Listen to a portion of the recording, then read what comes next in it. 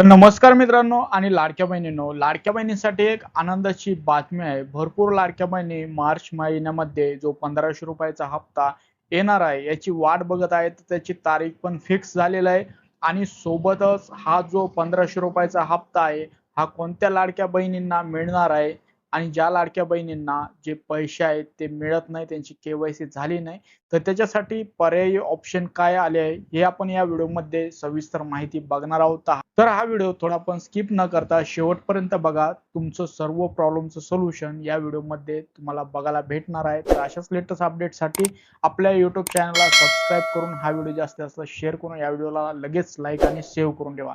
तर मित्रांनो चला व्हिडिओला सुरुवात करूया। मित्रांनो, लाडकी बहीण योजना मार्च महिन्याचा जो 1500 रुपयाचा हप्ता आहे तो कधी भेटणार आहे याबाबतची सविस्तर माहिती बघणार आहोत।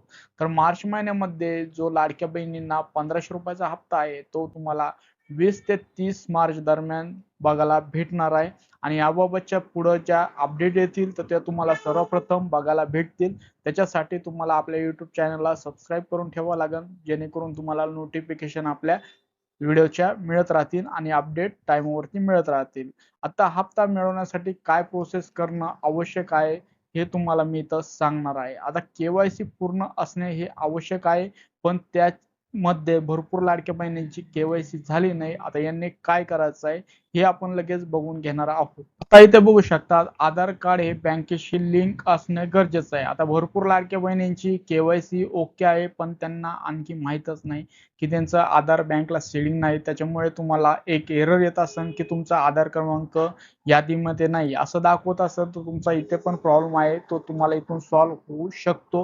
ही केवायसी तुमची पूर्ण असतेच पहिल्याची। दुसरं म्हणजे तुमचं डीबीटी स्टेटस हे ऍक्टिव्ह असतं। आता हे कुठं, तर तुम्हाला आधारच्या वेबसाईटवरती चेक करायला बघायला भेटत असतं। तुम्हाला हे जर कसं चेक करायचं आहे हे जर पाहिजे असेल तर मला कमेंटमध्ये डीबीटी स्टेटस टाईप करून पाठवा, मी तुम्हाला त्याच्यावरती एक व्हिडिओ बनवणार आहे। फक्त 2 मिनिटांमध्येच तुमचं डीबीटी स्टेटस आणि सोबत एनपीसीआय मॅपिंग हे दोन्ही तपासाचं मी तिथे तुम्हाला सांगणार आहे। आता अर्ज म्हणजेच मित्रांनो, तुम्हाला तुमचा अर्ज अप्रूव्हल आहे का, पेंडिंग मध्ये आहे किंवा डॉक्युमेंट व्हेरिफिकेशन आहे पेंडिंग मध्ये, आणि जर रिजेक्ट असेल हे कसं चेक करायचं, जिथून तुम्ही ऑनलाईन अर्ज केला होता लाडकी बहीण योजनेचा त्या प्रोफाईलला परत लॉग इन करायचं आहे। त्याची जी लिंक आहे वेबसाईटची आपल्या डिस्क्रिप्शन मध्ये बघायला भेटणार आहे। मला कमेंट करा, मी तुम्हाला ती लिंक पाठवून देणार आहे। तर तिथून जर अप्रूव्हल किंवा रिजेक्ट किंवा पेंडिंग असे काही ऑप्शन बघायला भेटत असतील तर त्याच्यावरती काय पर्यायी सोल्युशन आहे हे मी तुम्हाला परत सांगणार आहे।